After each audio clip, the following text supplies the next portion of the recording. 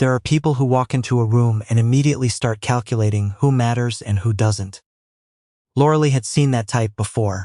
In her 7 years as a family law paralegal at a mid-sized firm in downtown Ottawa, she'd watched plenty of wealthy clients treat the reception desk like a toll booth. Something to pass through without looking at.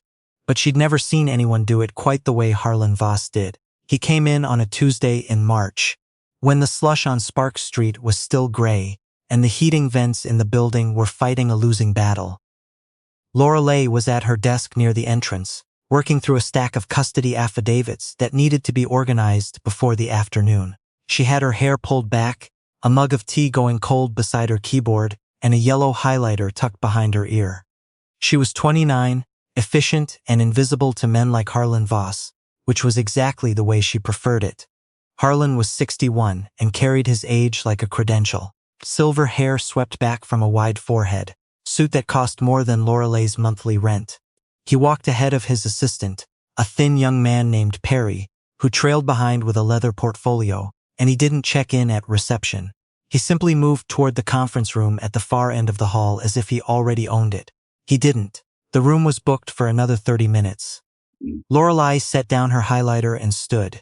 "Excuse me, that room's in use until 2. Mr. Jills will have you wait in the client lounge, just." Harlan stopped walking but didn't turn. "I have a 2 o'clock, yes. It's 1:30. Now he turned. He looked at her the way people look at a sign in a language they don't care to learn. "Then clear it." "I can't clear it. There's a mediation in progress." Something moved across Harlan's face, not anger exactly, more like mild annoyance at the concept of being told no. He said, "Do you know what I bill per hour?" Lorelei said, "I don't know. More than your annual salary." She held his gaze. "That doesn't move the mediation." Perry shifted his weight behind Harlan. He had the look of someone who'd spent years watching his employer humiliate service workers and had learned to become very interested in his own shoes during those moments. Harlan took 2 steps toward Lorelei's desk. He picked up her cold mug of tea, looked at it, and set it back down. Not hard, but deliberately. A small act of dominance. A reminder that her space was not really her space. "Get me someone who can actually make decisions," he said. Lorelei didn't move. "I'm a paralegal, not a receptionist. If you'd like to speak with the office manager, I can call her. She'll tell you the same thing." That was when it happened. Harlan reached across her desk and swept her stack of organized affidavits off the surface with one flat motion. The papers fanned across the floor. 7 hours of careful work, scattered over 100 square feet of hardwood. He said, "Clean that up and get me a room," and walked back toward the lounge without looking at her. Perry stood there for a moment. He met Lorelei's eyes. His were apologetic in the specific way of people who feel guilty, but will never do anything useful about it. Then he followed his employer down the hall. Lorelei stood very still. 3 people had seen it. A student from the University of Ottawa doing a co-op placement. She was frozen near the printer, holding a warm piece of paper with both hands. A junior associate named someone she barely knew had looked up from his laptop through the glass wall of his office, and then immediately looked back down. And the office manager, Bev, had appeared in the doorway of the back corridor holding a binder. She'd heard the sound of the papers hitting the floor and come to check. Bev was 54, and had been running offices long enough to know that what she'd just witnessed was not a client being difficult. It was something else entirely. She looked at Lorelei. Lorelei looked at her. "I saw it," Bev said quietly. Lorelei nodded once. She bent down and began gathering the papers from the floor. She didn't say anything else. Her hands were steady. That was the part people never understood about her. How still she could go when something bad happened. Her mother had called it unsettling when she was a child. A therapist she'd seen briefly in her mid-20s had called it a trauma response. Lorelei had come to think of it as simply being her. She went quiet. She went careful. And then, when she was ready, she made a phone call. She made it on her lunch break, sitting in her car in the parking garage on Metcalf, with the engine running for heat and the radio off. Her brother answered on the second ring. His name was Fenn, and he was 34, and he worked in something Lorelei had trouble explaining at dinner parties. Financial crimes investigation, but not for a bank. He had a desk in a building near Tunney's pasture that had no visible signage. He got calls at odd hours. When she'd asked him once what the actual job title was, he'd said, boring, and changed the subject, and she'd understood that was as much as she was going to get. Hey, he said. He always answered her calls like that, just hey, like she'd stepped out of the room 30 seconds ago and come back. Something happened at work. She heard him shift, the way he always did when he moved from half listening to full attention. It was almost imperceptible. Almost. She told him what happened. All of it. The conference room, the mug, the papers, the look on Harlan's face when he said clean that up. She told it plainly, the way she told most things. Fen was quiet for a moment when she finished. Harlan Voss, he said. You know him? Go back inside, he said. Finish your afternoon. Get home safe, Fen, I'll handle it. She sat in the warm car for another minute after he hung up. She looked at her own hands on the steering wheel. They were still steady. She went back upstairs. She reorganized the affidavits. She attended a 3 o'clock file review without drawing attention to herself. She did not look at the conference room where Harlan Voss had his meeting with the firm's senior partner, though she walked past it twice. Through the frosted glass, she could see the shapes of men sitting across from each other, and she thought about how much power can feel like permanence. How someone like Harlan had probably never had a reason to suspect otherwise. At 4:15, the conference room door opened. Harlan came out first, buttoning his jacket, looking satisfied. He walked past Lorelei's desk without glancing at it. He was already talking to Perry about dinner reservations. He didn't look back. What Lorelei didn't know, and wouldn't know fully until weeks later, when Fen finally explained some of it over coffee at her kitchen table, was that Harlan Voss had been a person of interest in a financial investigation for 14 months. The particulars were complex. Fen explained them in the careful way he had of translating his work into civilian language, slowly, without condescension, watching her face to see when she'd caught up. The short version was that Harlan's company, a commercial real estate group with holdings across 3 provinces, had been under scrutiny for how certain transactions were classified. Not a small thing. The kind of not small thing that took enormous amounts of careful, invisible work to document correctly, and that could come apart entirely if the wrong person got nervous and moved assets before the right papers were signed. Fen's team had been waiting for a particular window. What Lorelei's call did, what her calm, accurate account of the afternoon did, was confirm something. Not about the financial case. About Harlan's pattern of behavior in professional settings. About the way he treated people he'd decided were beneath his notice. About the fact that he'd done this, without hesitation, in a law firm, in front of witnesses, on a day when he was supposed to be presenting himself as a reasonable person engaged in legitimate business. People make mistakes when they believe there are no consequences, Fen said. They get sloppy. They show you exactly who they are. He took a sip of his coffee. He didn't say anything else about it. He didn't need to.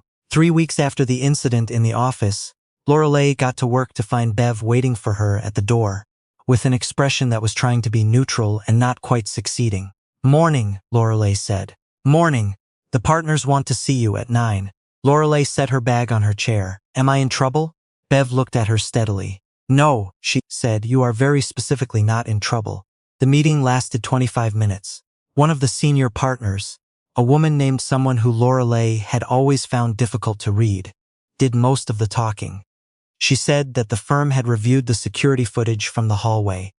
She said that what Mr. Voss had done was unacceptable. She said that the firm was terminating its relationship with him, effective immediately, and that a formal letter to that effect had already been sent. She said that Lorelei would find a compensation package in her email in recognition of the distress caused and the firm's failure to intervene promptly. Lorelei sat with her hands folded in her lap. She said, "Thank you." The partner said, "You handled yourself with extraordinary professionalism. We want you to know we see that." It was a good thing to say. It was also, Lorelei thought, about 3 weeks late, but she said thank you again, because the apology was real, and because she'd learned by then that grace is not the same as letting something go. It just means you don't set the building on fire on the way out. The other thing happened on a Thursday, and she didn't find out about it directly. She read it in the newspaper, which was not something she'd expected. A brief item in the business section of the Ottawa Citizens, 5 paragraphs below the fold. The headline said something about a commercial real estate group under investigation for improper transaction reporting. It named Harlan Voss. It said he had stepped down as CEO pending the outcome. His lawyer had issued a statement that said the word cooperating several times in ways that did not sound convincing. Lorelei read the article on her phone while she was standing in line at a coffee shop near her apartment. She read it twice. Then she put her phone in her pocket and ordered a large dark roast and a butter tart, because it was that kind of morning. She texted Fen, saw the paper. He replied, Telsford, that was it. That was all. She understood, the way you understand things about the people you've known your whole life, that his involvement was not something to be acknowledged directly. There would be no detailed debrief, no dramatic reveal. He had simply moved within the systems he moved in, done the things he did quietly, and something that needed to fall had fallen. She thought about the afternoon in the parking garage, sitting in her running car with her steady hands, making a phone call to her brother. She'd felt a little foolish, in the moment, calling Fen over a pile of scattered papers, over a cold mug, over a man who'd treated her like furniture in her own office. But that was the thing about Harlan Voss and people like him. They never knew which pile of papers was going to matter. They'd decided long ago that they were immune from consequences in small rooms, and so they behaved accordingly in large ones. They were consistent. Lorelei gave them that much. She was also consistent. In April, she took on a complex custody case that would keep her working late for 6 weeks. The work was hard and specific, and she was good at it. The student, who'd been frozen by the printer, had become less frozen. She stopped by Lorelei's desk sometimes with questions about procedure, and Lorelei answered them without making her feel small for asking. Bev brought her a coffee one afternoon, set it on her desk without comment, and went back to her office. The afternoon light came through the tall windows of the building, at an angle that turned the hardwood floors gold for about 45 minutes every day. And on the days Lorelei noticed it, she thought it was the best part of working in that particular building. Harlan Voss was not charged that spring, but the investigation continued. His name disappeared from the company's letterhead. Perry, his assistant, moved to a different firm, and sent a brief LinkedIn connection request that Lorelei left pending without quite declining. The affidavits she'd reorganized that day were filed on time. The case they belonged to settled in favor of a woman who had spent 4 years trying to get her children's education fund protected, and who cried in the hallway outside the mediation room when she got the news, quietly, with her coat still on, like she hadn't let herself believe it until that exact moment. Lorelei walked past her and thought, this is what the work is actually for. She went back to her desk and crossed the file off her list. Months later, not at a dramatic moment, not in any way that made it feel like a conclusion, Lorelei was at her parents' house in Canada for a Sunday dinner. Her mother had made something with squash because it was October, and that was what her mother did in October.